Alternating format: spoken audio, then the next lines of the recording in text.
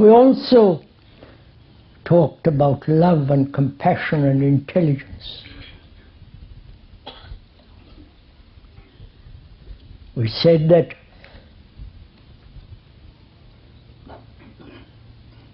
that which is love cannot be approached positively.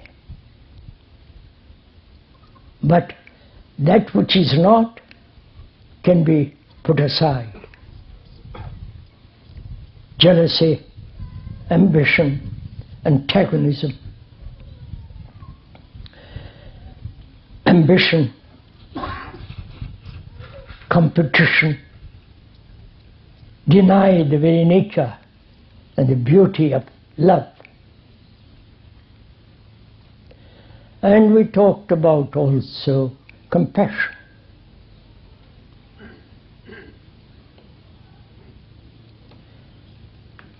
There can be no compassion, obviously, if one is anchored in a belief, in a faith, in a dogma, or belonging to some group, some sects. Such a person may have pity, sympathy, generosity, but it's not compassion. Where there is compassion, there is intelligence. We went into that. We inquired into what is the nature of a human being that is intelligent.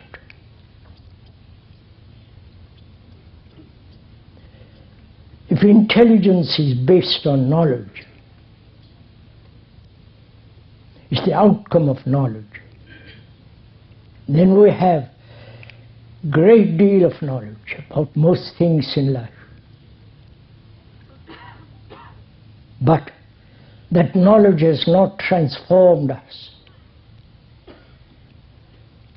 has not made us intelligent.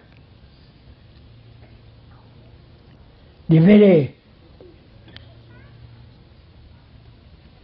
antagonisms, national divisions and racial and religious divisions indicate how unintelligent we are. Somebody should write a history about stupidity.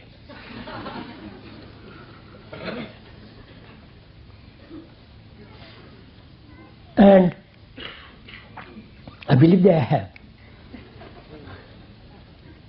That was perhaps in the 30s, somebody wrote a book. But that such books are easily forgotten, put aside. And we talked about yesterday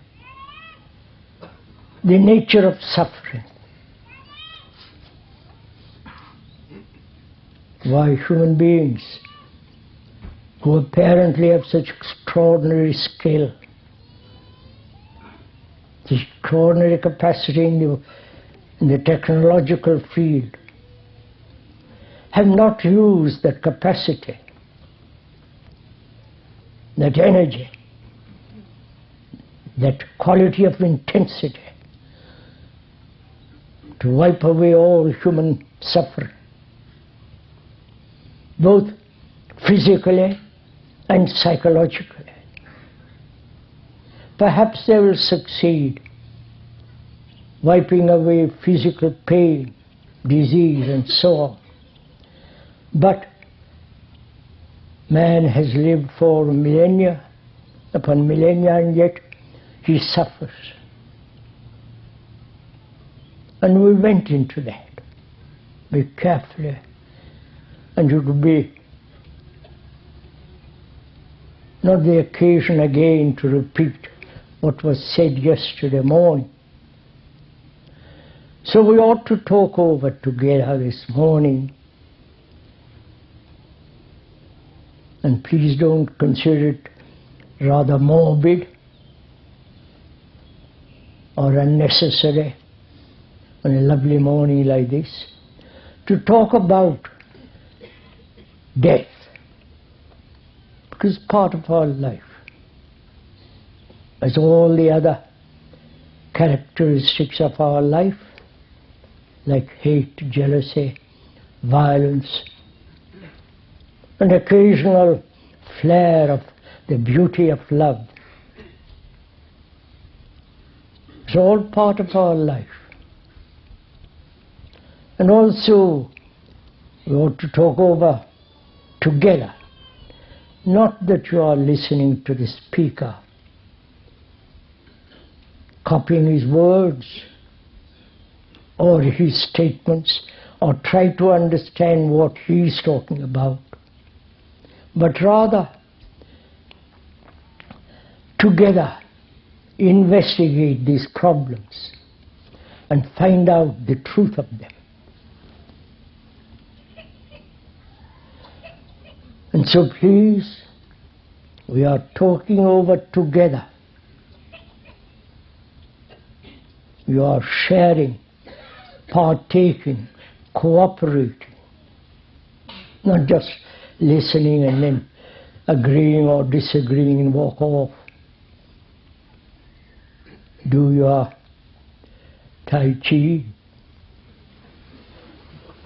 endlessly, or your yoga, or some practice of some guru which he thinks will enlighten you. But we are concerned with our daily life, not some exotic, fanciful religious concepts, but actual daily life of conflict. The confusion we live in, the uncertainty, the search for security. We've been through all that, which is part of our life. And also, death is part of our life.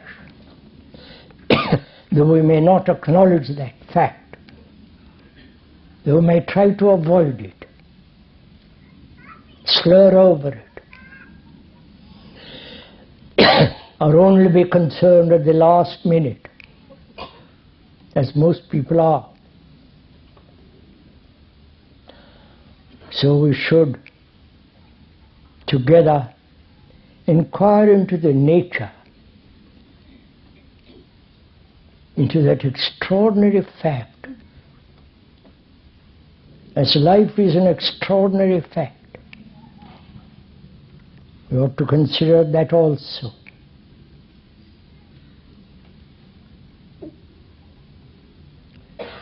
And we should too consider, before death and meditation, what is beauty?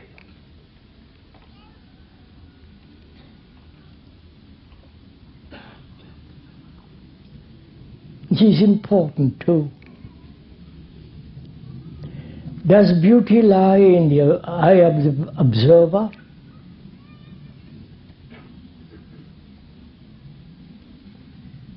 Is beauty a state of mind that has studied all the paintings, the poets and the statuary of the world and come to a certain conclusion?